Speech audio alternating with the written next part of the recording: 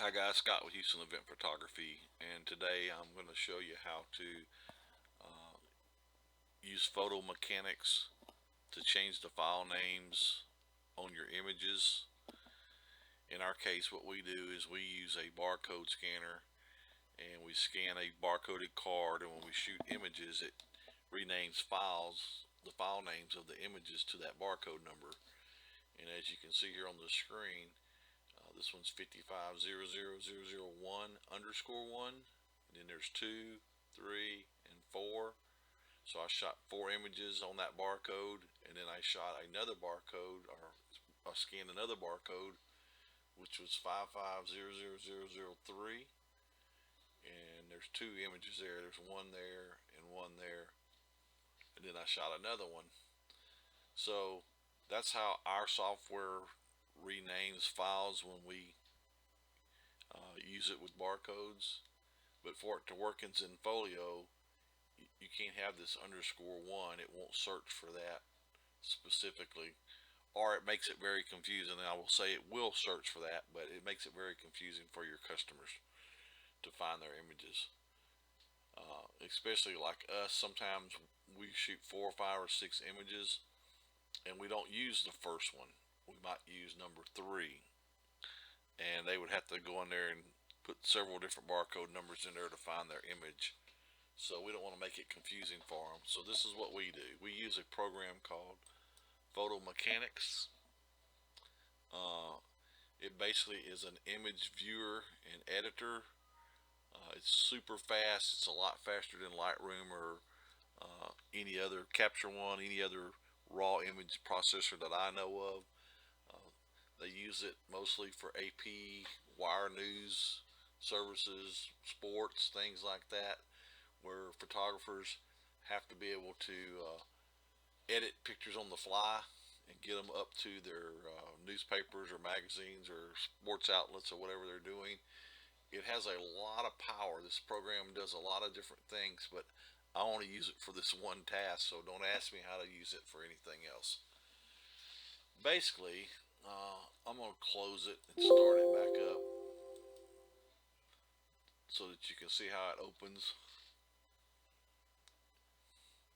And when it opens, it's asking you to find the folder where your pictures are. It won't show you anything over here. Even if I click on this folder, that's where my pictures are. It doesn't show me anything.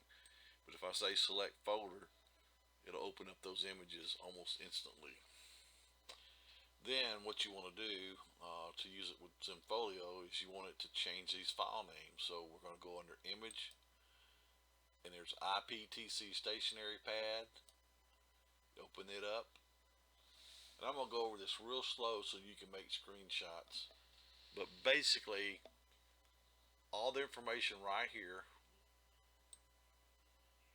is what you need. You need it to say the exact same thing. I'm not going to try to read that out to you. Hopefully you can see it.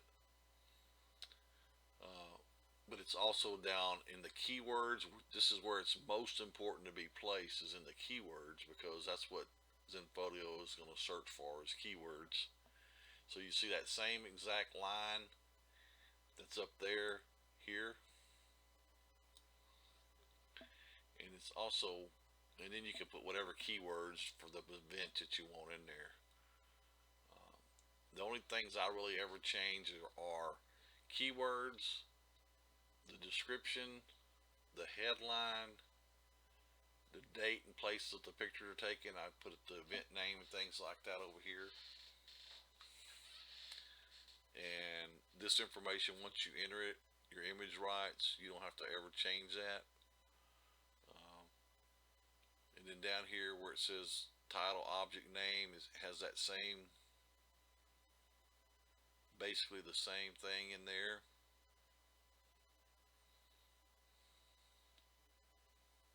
Okay, so once you have that data entered in there, um, you can save it. I always save it in the same folder where my images are. So you can see I've got several in there. I'm gonna name this one saved one just for the heck of it. And then I'm going to close my stationery pad out. And then I'm going to go back to my images. I'm going to click on one and just select all my images. And then I'm going to go up under image again. And I'm going to say apply IPT stationery pad to photos. And it did it. It renamed all those files. It added all those keywords, everything, all that information on that stationery pad has now been added to these images. I can close this. Yeah, I'm sure I want to quit. And I've already uploaded these images to a gallery on my Zenfolio account. And I made another video on how to do events. And you want to make a gallery, and then you want to make events that go in those galleries to be able to use barcodes. But you can see here, like I said, I can click on one of these images. I can go over here and look at the information. And this is all the stuff that I put in that stationery pad. And the really important thing is right here, this one barcode or this one keyword, the image number is 550000001 underscore 2. Well, in the keywords, it's taken that underscore 2 off of there and put it in the keywords without it. It also has it with it, but that doesn't matter. Then once you have these images uploaded and you have your event set up, I can go to my website.